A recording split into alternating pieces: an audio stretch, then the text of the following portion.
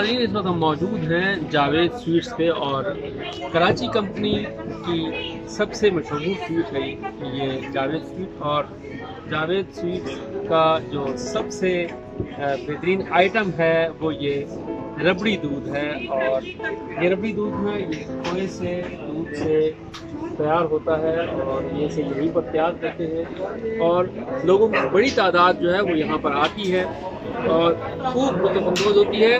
इंतहाई मुनासिब कीमत है, इतनी ज़्यादा कीमत नहीं है।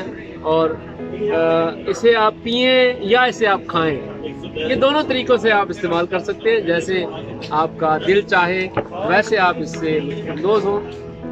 इस्लामाबाद की कहने को ये एक बड़ी सौगात है।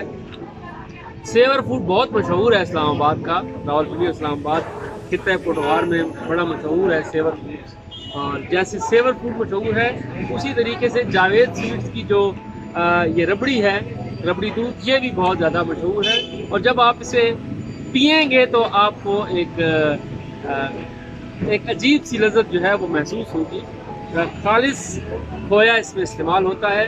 इसकी खासियत ये है कि जो इसका पहले दिन से मयार था वो मयार आज भी बरकरार है। और तकरीबन जावेद स्वीट्स को जो है वो 2 अशरों से ज़ायद अरसा हो गया है ये रबड़ी दूध बनाते हैं।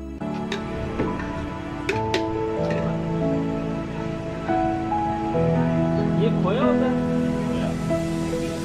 खोया और दूध मिक्स होता है।